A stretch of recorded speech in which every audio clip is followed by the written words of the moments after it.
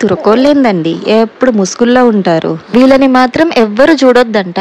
వీళ్ళు మాత్రం ఆ బొక్కలో నుండి అందరినీ చూడొచ్చంట. అయినా ఈ కాలంలో కూడా ఇంకా ఈ బుర్కాలేందండి. కాలాన్ని బట్టి మనం కూడా మారాలి. కానీ బుర్కాలో ఉన్న ముస్లిం ఆడవాళ్ళని చూసినప్పుడు మామూలుగానే ఇలా అనిపిస్తుంది. ఇప్పుడు ఒక చిన్న ట్రూత్ మాట్లాడుకుందాం.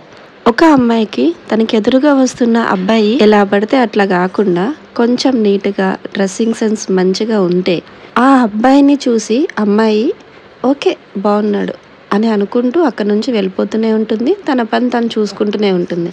అదే అబ్బాయి మళ్ళీ 2-3 సార్లు కనబడితే కానీ ఆ అబ్బాయి గురించి ఆలోచించదు. అది అమ్మాయిల హార్మోన్స్ ఎఫెక్ట్. అదే ఒక అబ్బాయికి మాత్రం తనకి ఎదురుగా వస్తున్న ఒక అమ్మాయి కొంచెం షేపౌట్ అయ్యే బట్టల్లో ఉంటే మాత్రం ఆ అమ్మాయి పుట్ట పొడుగా నలుపా తెలుపా చిన్నిదా పెద్దదా అన్న తేడా ఏమీ ఉండదు.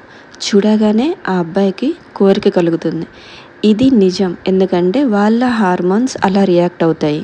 ఇది వినంగానే నా ఒళ్ళు నా ఇష్టం, నా బట్టలు నా ఇష్టం, నేను ఎట్లాగైనా బట్టలు వేసుకుంటా, అబ్బాయిలు వాళ్ళ ఆలోచనలు మార్చుకోవాలి అని అనుకుంటే మాత్రం అలా జరగదు. ఎందుకంటే అబ్బాయిలు వాళ్ళ బ్రెయిన్ సెట్ని ఎంత మార్చుకున్నా వాళ్ళ ముందే టైట్ బట్టలు వేసుకొని షేప్ అవుట్ అయ్యే బట్టలలో అమ్మాయిలు తిరుగుతూ ఉన్నప్పుడు అబ్బాయిలు ఏదో ఒక టైంలో ఏదో ఒక సెకండ్లో టెంప్ట్ అవ్వడం అనేది ఖచ్చితంగా జరుగుతుంది. దీంట్లో వాళ్ళ తప్పేమీ లేదు. ఇది మొత్తం హార్మోన్స్ యొక్క ఎఫెక్ట్ అంతే.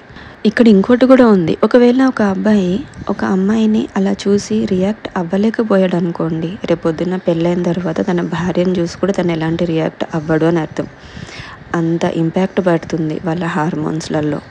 ఇప్పుడు ఇదంతా నేను ఎందుకు చెప్పానో మీకు ఈ పాటికే అర్థమైపోయి ఉంటుంది. సహజంగానే అమ్మాయిల హార్మోన్స్కి అబ్బాయిల హార్మోన్స్కి ఇంత తేడా ఉన్నప్పుడు ఏ జెండర్ ఎలా ఉంటే మంచిది మీరే చెప్పండి.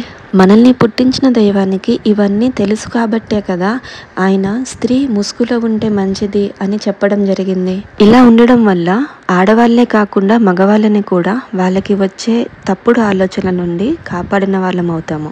అలా అని అందరినీ ముసుగులలోనే ఉండమని నేనేం చెప్పట్లేదు. కానీ వేసుకునే బట్టలు కొంచెం పద్ధతిగా ఉంటే చెడు కన్నా మన మీద పడకుండా ఉంటుంది అంతే. ఇప్పుడు బుర్ఖానే ఎందుకు అనే వాళ్ళకి ఒక ఎగ్జాంపుల్ చెప్తాను.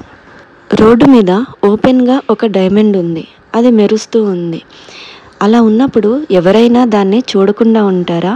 దొంగిలించడానికి ట్రై చేయకుండా ఉంటారా? అదే డైమండ్ని ఒక గుడ్డలో చుట్టి పెడితే అది ఎవరికైనా కనిపిస్తుందా? ఖచ్చితంగా సేఫ్గా అయితే ఉంటుంది.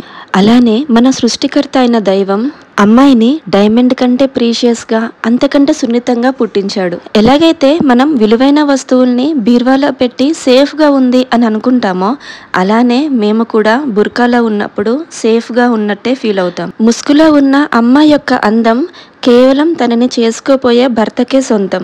నువ్వు చాలా అందంగా ఉన్నావు అని పెళ్లికి ముందే ఎవరో చెప్తే వినడం కన్నా పెళ్ళైన తర్వాత భర్త నోటెమ్మటి నుంచి వింటేనే దాంట్లో చాలా ఆనందం ఉంటుంది. ఇదే అండి మా బుర్కా సంగతి. మేము మా బుర్కాని మా ప్రైడ్గా గుర్తిస్తాం. కాలం మారుతున్నా పాపం వీళ్ళు ఇంకా ఈ ముసుగులలోనే ఉంటున్నారు అని అనుకునే వాళ్ళకి మారుతున్న కాలానికి తగ్గట్టు బట్టల సైజు కూడా తగ్గించుకుంటూ రావడం అనేది అభివృద్ధికి చిహ్నమేమో. కానీ అల్హమ్దులిల్లా ఖయామత్ వరకు మా బుర్కా మాత్రం మారదు.